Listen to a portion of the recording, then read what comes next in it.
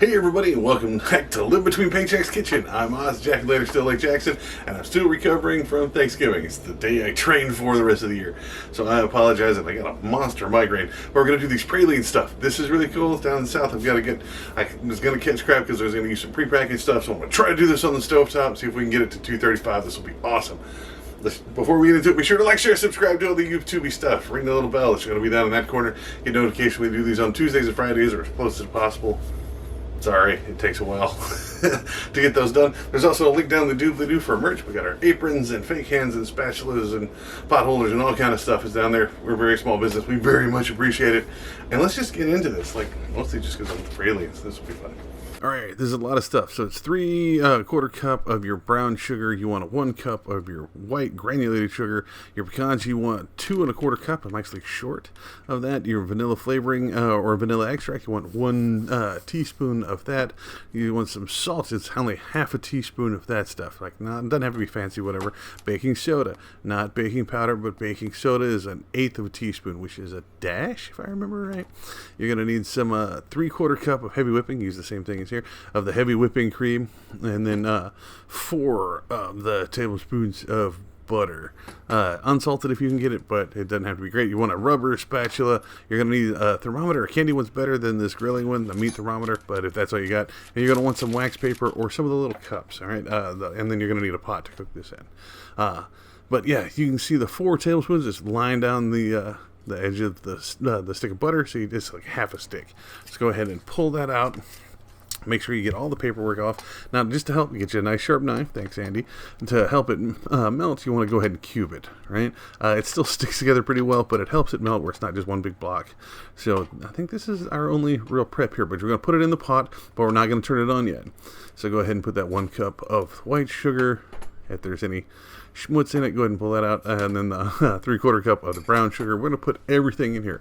Now, this recipe said to put everything in here, which is the baking soda and the salt and the everything except for the pecans. The other one that I've always used said to use the salt and the baking soda and the pecans later, but we just went ahead by the recipe this time. Might bite us in the butt later. So put your salt, absolutely everything in here. Measure your vanilla over the thing so you don't spill it, because that vanilla gets everywhere, and then your house smells like vanilla, and that's not necessarily a bad thing unless you don't like vanilla. Now you're going to put it on medium and let this start to melt. Get your rubber spatula and just stir it a little bit. Doesn't have to be continuously stirring, but it helps us stir because we're just trying to melt this down, okay? So just give a little bit. You'll start seeing, like, the hardest part of it is the butter, of all things. Like, all the rest of this runs together relatively well. The cream and stuff will sit on top of it as long as you keep mixing it in, keep knocking the butter apart, because the little cubes like to stick to each other. Which keeps starting. It takes a little bit, but once it starts getting bubbly and frothy and stuff, it takes a while. So while you're doing that, go ahead and get your wax paper. Here, let me show you. Get you some wax paper and lay it out on something stiff. Like, I use my cutting boards because I don't have much of a counter. And then get you a spoon. Now, a small tablespoon is fine. I just try to use my licensed living between paycheck spoon. But yeah. So here we're talking about, like, here we go. When it starts getting bubbly and frothy, you want to stir it continuously. Okay, once it starts bubbling, when it starts looking like that, then you stir it continuously, because A, it'll scorch, and B, you want to keep it mixed. So this is a candy thermometer. It's what it's supposed to do. It sticks to the side. You try to get this to 235 or 236, I think is what the temperature is. Really specific. I've seen other ones that were 250, but 235 seemed to be enough. It's not. Go ahead and do it to 245 to 250. But as soon as it gets there, keep an eye on it while you're stirring it. Go ahead and pull it off the heat, turn off your heat, and then add all your pecans. Okay, other recipe said to add the salt and baking soda here, but that's completely up to you. I've put mine in beforehand. Might be why my stuff doesn't stick very well. I don't know if I got it quite high enough, because I got it to the 235 of the recipe, and it tends to run.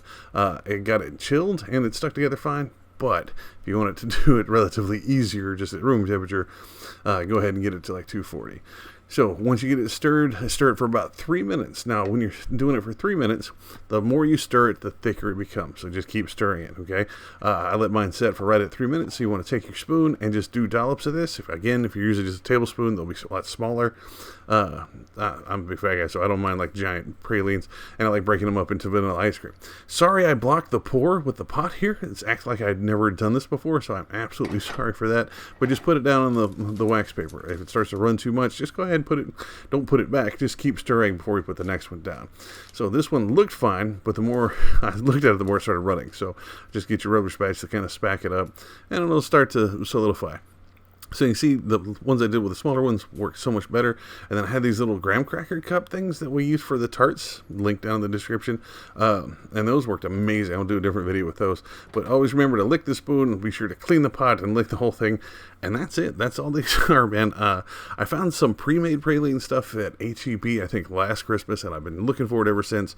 But this was actually cheaper and easier. Like I said, it wasn't perfect. I'd love to revisit it, change some different stuff. I really want to go in and do the ones with the little cups that I'm showing here in the pictures, because those turned out amazing. Again, if you do it differently, let me know. I want to do this. I want to do it where they solidify pretty solid. I think that quarter cup of missing pecans and not getting it all warm enough might have been my issue here, but again, they taste great. They work fine.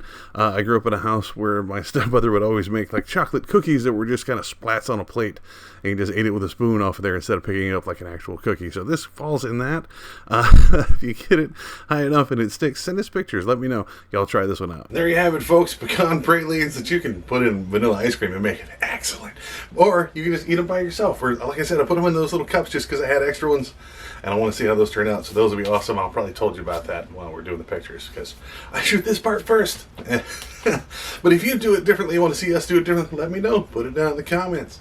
You know, that's what they're there for. Like, tell us how wrong we are. You can also find me on social media and tell me how wrong we are over there. We're on Facebook, Pinterest, Patreon. We're all those that live in between Paycheck's Kitchen. We're also at Instagram at Live in Between. We had to kind of shorten it down over there. Me, myself, I'm on all of those, including Twitter, for now. Like, I don't think that's going to last very much longer. And I'm over on TikTok, where we've been doing some little stuff. I'm about to make some pomanders over there, so that's going to be cool. Nice and Christmassy. I'll see y'all there. And, yeah, let me know how it goes. I would love to revisit this and do it with some other stuff. So, y'all let me know. Y'all be safe. I'll see you next time. And just, y'all have fun with the food.